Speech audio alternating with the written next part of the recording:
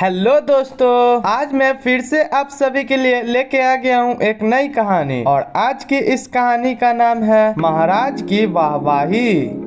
हर साल राजा कृष्ण देव राय के जन्मदिन पर विशेष आयोजन होता है। बड़े उल्लास और धूमधाम के साथ इस अवसर पर कार्यक्रम आयोजित किए जाते थे। सारे राज्य के पंडित एकत्रित होकर यज्ञ और हवन करने तथा 7 नदियों के जल से महाराज का अभिषेक होता था। पूरे राज्य में उत्सव का माहौल रहता। महल में एक से बढ़कर एक कार्यक्रम होते। गीत, संगीत, नृत्य, नाटक का आयोजन किया जाता। दूर दूर से कलाकार आते और अपनी प्रतिभा का प्रदर्शन महाराज के सामने करते और पुरस्कार पाते। इन समस्त कार्यक्रमों के साथ साथ दरबारियों द्वारा महाराज को जन्मदिन का उपहार भी दिया जाता। दरबारी इस अवसर को महाराज की चाटुकारिता के रूप में लेते और प्रयास करते कि महाराज को सबसे अच्छी भेंट दे और उन्हें प्रसन्न कर दे। सभी एक से बढ़कर एक उपहार महाराज के लिए लाते, लेकिन प्रतिवर्ष तेनालीराम बाजी मार लेता। इसी कारण महामंत्री और सेनापति को सदा से तेनालीराम से जलन रहती थी। वे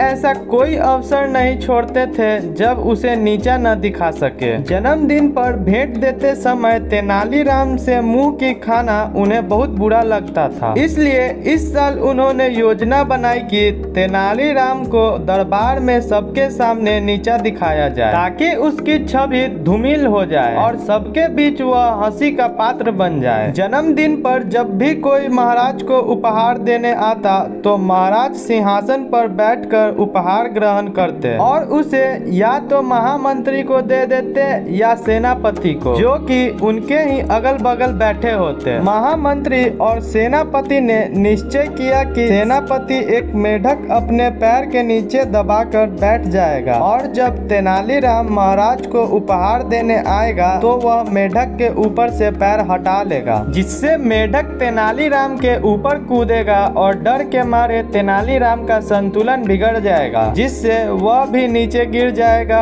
और उसका उपहार भी। इस तरह वह महाराज की दृष्टि में गिर जाएगा और दरबार में भी सबके सामने उसकी खिरकिरी होगी। महाराज के जन्मदिन के दिन सेनापति प्लान अनुसार अपने पैर के नीचे मेढक दबाकर बैठा। दरबारी और अन्य व्यक्ति एक एक करके महाराज को उपहार देने आते। महाराज उपहार स्वीकार कर महामंत्री या सेनापति को सौंप देते ताकि वे उसे उचित स्थान पर रख सके। जब भी महाराज उपहार महामंत्री को सौंपते वह आसन से खड़ा होकर उपहार लेता, लेकिन पैर के नीचे मेढक होने के कारण सेनापति ने महाराज के सामने बहाना बनाया। उसने महाराज से कहा कि उसके पैर में चोट लग गई है। इस बहाने के बाद उसे बार बार आसन से उठना नहीं पड़ता था। जब तेनालीराम महाराज को उपहार देने आया तो सेनापति ने मेढक के ऊपर से पैर हटा दिया। मेढक तेनालीराम के ऊपर उछला और तेनालीराम हड़बड़ा कर महाराज की गोद में गिर पड़ा। ये दृश्य देखकर महामंत्री और सेनापति बड़े खुश हुए कि अब तो महाराज तेनालीराम पर क्रोधित हो जाएंगे। तेनालीराम के स्वयं के ऊपर गिर जाने पर महाराज झल्लाकर पूछे, तेनालीराम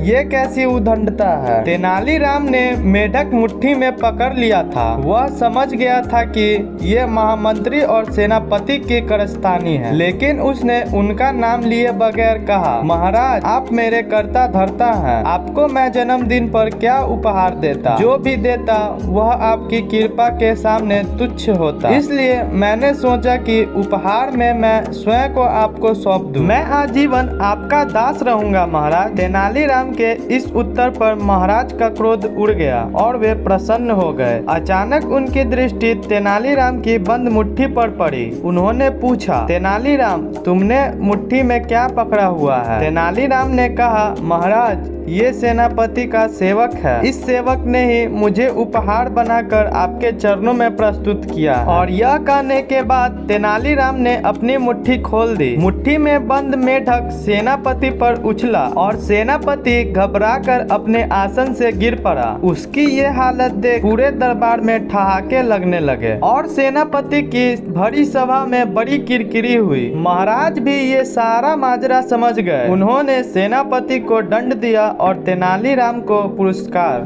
और इसी के साथ हमारी आज की ये कहानी समाप्त होती है। हम आपसे मिलेंगे किसी नए वीडियो में किसी नई कहानी के साथ। Thanks for watching. और आपको यह कहानी अच्छी लगी हो तो एक लाइक और एक प्यारा सा कमेंट जरूर से कर दीजिएगा। और ऐसे ही नई नई मजेदार कहानियों के लिए हमारे चैनल को सब्सक्राइब करें और बेल आइकन को दबा दें।